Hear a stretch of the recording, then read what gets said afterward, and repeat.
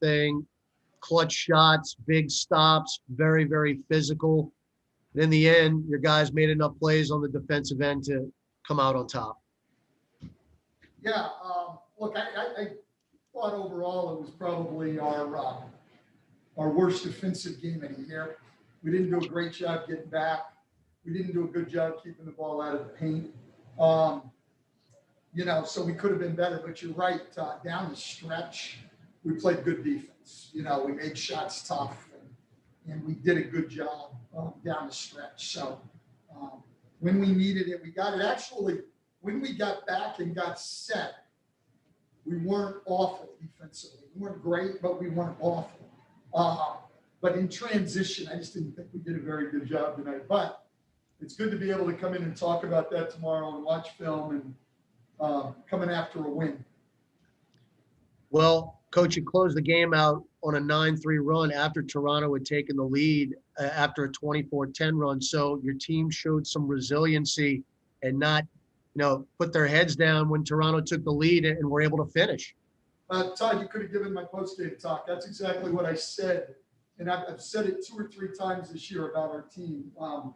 The thing I like the best, there's still a lot to work on, obviously. The thing I like the best is our resilience. I mean, we've hung in there. Obviously, the Phoenix game got away from us. But, the first Toronto game, we were down, had to come back. Great second half. Miami, we got way down, came back, made it a game. And then, they were able to close it out on us. San Antonio did pretty much the same thing.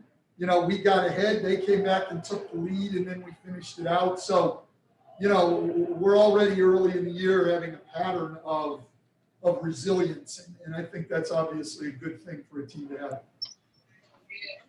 Coach BI came out to start this game aggressive. How much did that open things up for you guys and really set the tone for the entire game? Yeah, listen, I thought that the first half he was really aggressive and got going, and then early in the second half, Zion really got going. Those guys did what your 2 best players are supposed to do. And then to have your 2 starting guards play, over 66 minutes without a turnover against that team and that aggressive defense is phenomenal. And then obviously Bled hit a huge 3 down the stretch. Hey, Stan, Christian Clark with Noel.com, 19 points and 10 assists for Eric Bledsoe. Just what do you think allowed him to look so comfortable and play well in this game? Well, I would say the first thing is he's a really good player. So it's pretty much that simple. Like he's finding it, sometimes early in the year, the first couple of games, especially the new team, I think he was a little tentative, trying to figure it out, didn't want to bump into anybody. And now he's really getting going and being aggressive. I thought he's played really, really well the last couple of games. What's up, Coach? This is Will from The Athletic. You mentioned the defensive effort tonight. Gave up 28 points in the paint in the first half and kind of got it under control in the second half. What did it take for you guys to, do a better job keeping them away from the rim? Yeah, I still don't think we did a really good job in the second half. It was more reasonable, I guess. It just wasn't our best defensive performance. It just wasn't.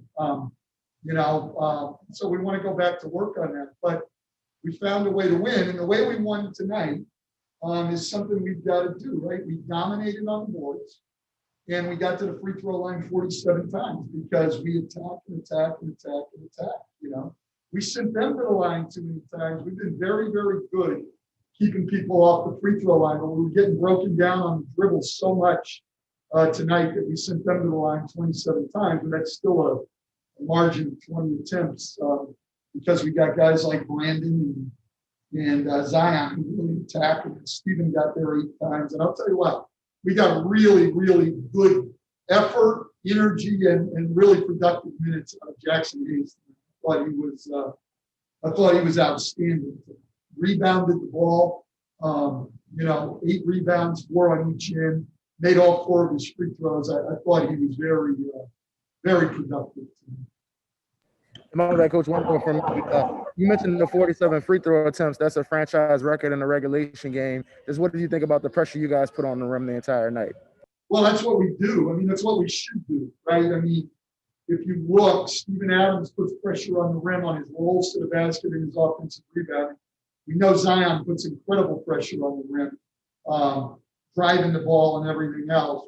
BI puts pressure on the rim, driving the ball, and he's a tough guy to score. Eric Bledsoe puts pressure on the rim.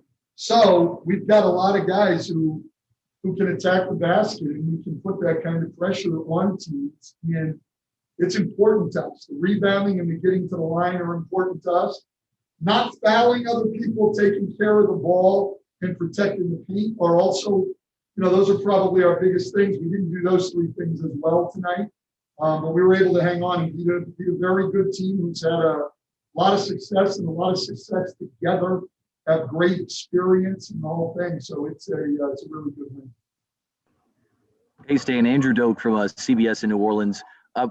When you get a night like that from Bledsoe and a couple of your other role players chipping in with Lonzo and Adams, and when they're able to put up points like that, even if it's in the 15 to 19 range, how difficult do you feel like you guys are to beat on a night like this?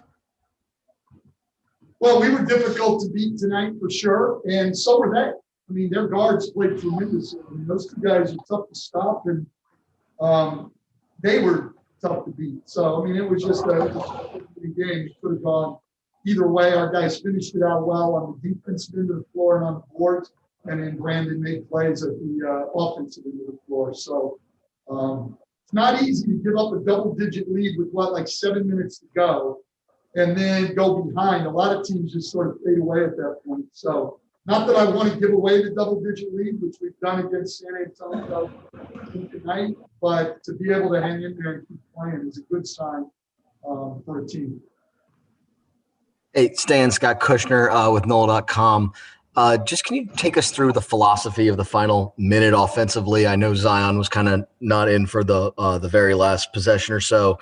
What were you guys trying to do kind of philosophically, and then did you kind of get the exact looks that you wanted?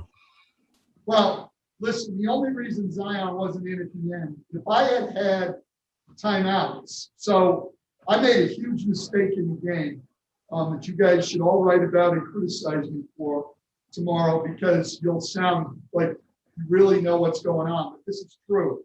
So we made that challenge in the second half and lost the timeout. We should have never challenged that, not because it wasn't one we couldn't win, but I used an extra timeout in the first half. I think when you've used an extra timeout, you better be absolutely sure if we're going to challenge, because we're only taking one timeout down the stretch. And you need that, obviously, if you go behind and need to advance the ball, or if you need to call timeout to get it in. But my point with Zion is we couldn't play offense-defense like that. And I wanted to play 4 perimeter guys so we could switch all the pick and rolls. And that's why we had him out, and we couldn't take a timeout to get him back in on offense. And so that's where we ended up with him. And I explained that to him afterwards. I mean, he played an unbelievable game in the second half, but I was just more comfortable having 4 perimeter guys switching out there, all really, really good defenders. That's probably the best defensive lineup we can put on the floor. We had the lead, and that's what we did. As far as philosophically what we did at the end, I wasn't exactly designing innovative plays. My philosophy was let's give the ball to the best player we have on the court right now, and let's let him. And, that's pretty good offense. And he did a great job with it. So he made me look good. Stan, just real quickly, that's the second time, the 2 home wins that you've kind of leaned on him in the very, very end. Is he becoming that guy that you think you can just kind of give him the ball? Well, listen, it is hard to go to your bigger guys in those situations. And here's the other thing is he's a great free throw shooter. So to me, in those situations, that's very important too. Like, you've not only got to have a guy on the floor who can make plays and make shots, he's got to be able to make free throws when he gets fouled. So that makes him, to me, with his size and skill, his ability to get shots pretty much on his own, and his ability to make free throws, it makes him a guy that you want to go to. I'd like to give him a little more help in terms of, what we run for him. I didn't do a very good job of that tonight, but, great players can overcome mediocre coaching, and that's what Brandon did tonight, and so we'll take a win in that one.